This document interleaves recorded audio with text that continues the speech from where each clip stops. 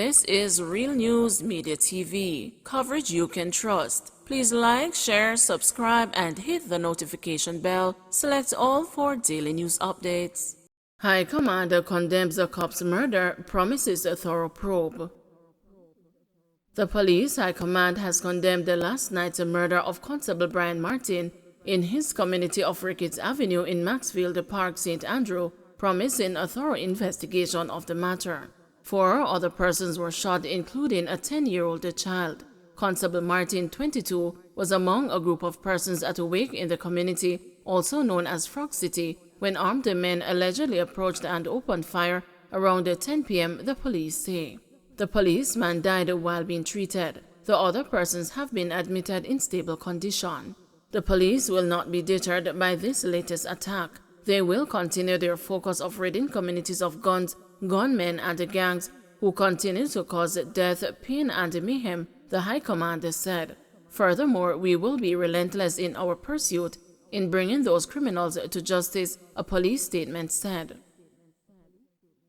Council frustrated with halt works on Southern Coastal Highway Improvement Project.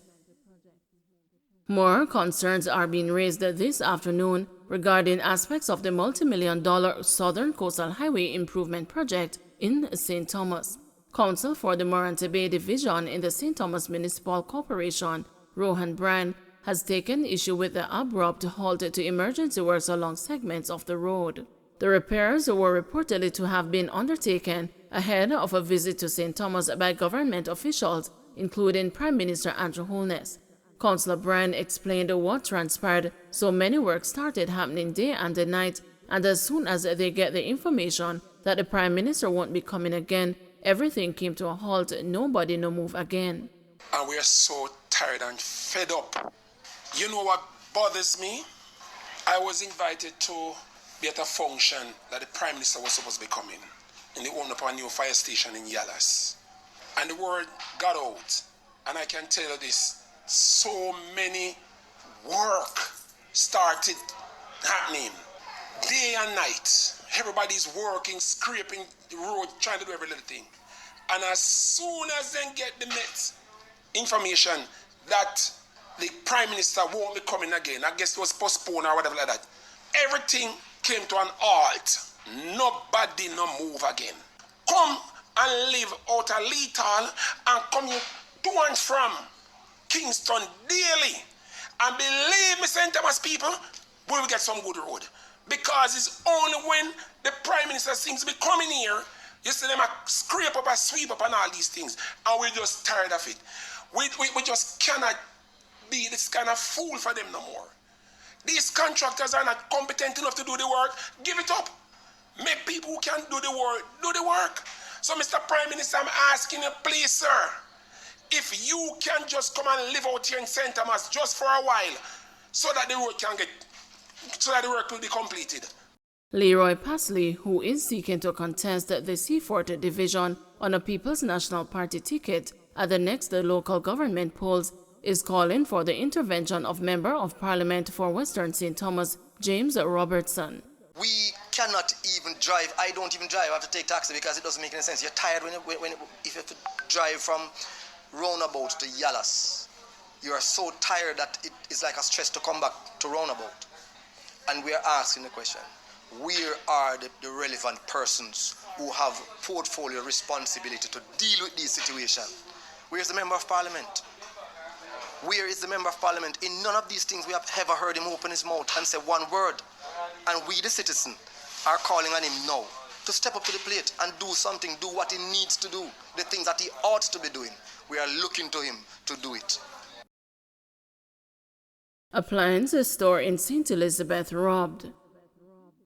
An appliance store in Santa Cruz, St. Elizabeth, was the scene of an armed robbery Friday afternoon. According to police reports, shortly before closing time Friday, 2 men posing as customers entered Dolphin Appliances store at the Phillips Plaza in Santa Cruz.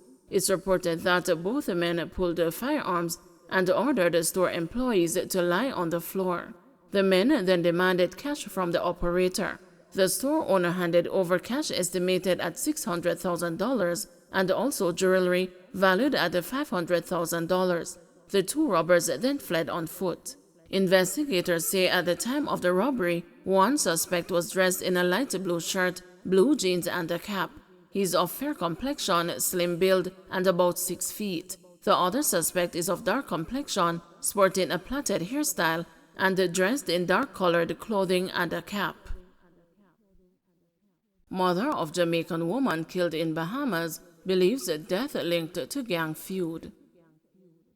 Relatives of a 22-year-old Jamaican woman who was fatally shot in Nassau, Bahamas last Friday believed her death is linked to a gang feud. The victim, 22-year-old Tadasha Morgan Sears, died after being shot at her home in Redland Acres in Nassau. Her mother, Natania Green, was at home when the shooting occurred. Ms. Green noted that her daughter was the latest casualty of a gang feud involving men from a nearby community. She was speaking in a telephone interview with the news. It's a gang-related incident. She was just innocently sitting on her mother's couch on her tablet. She wasn't no part of no gang. Ms. Green says that the Bahamas police have been offering much-needed support. They have been very, very supportive. They have been here and they are aggressively honest to bring who's responsible to justice. MAJ urges the public to continue wearing masks to minimize risk of contracting COVID-19. The Medical Association of Jamaica continues to air concerns over the issue of mask wearing in public. MAJ head Dr. Brian James says, based on his understanding, there is no legal requirement for mask wearing in public spaces. Dr. James said there are some exceptions as some facilities insist that masks must be worn. In the hospital system, the chief medical officer sends out a directive that there continues to be a mask mandate within the healthcare delivery system. Dr. James was quick to remind the public that the MAJ still holds the position that the health authorities should have maintained a mask mandate. He's therefore urging members of the public to continue wearing masks as this COVID pandemic is not over, and a reasonably good way of trying to mitigate the spread of COVID is to wear your mask. Some members of the public continue to raise concerns as well about the lack of consistency regarding mask wearing at private and public institutions. However, Health Minister Dr. Christopher Tufton was quick to reiterate that there is no mask mandate in effect at this time, but some institutions may have a mask mandate for access to their facility. Man killed in St. Thomas identified.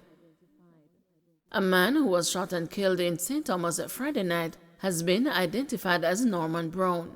About 11:20 p.m., Mr. Brown was walking along the Soho Main Road when residents reported hearing loud explosions. The police were called, and on their arrival, Mr. Brown was seen lying on his side with what appeared to be gunshot wounds to the head. He was transported to Princess Margaret Hospital, where he was pronounced dead. The scene was processed and 6 spent casings and 1 damaged bullet was recovered. Don't forget to like, share, subscribe, and hit the notification bell. Select all for daily news updates.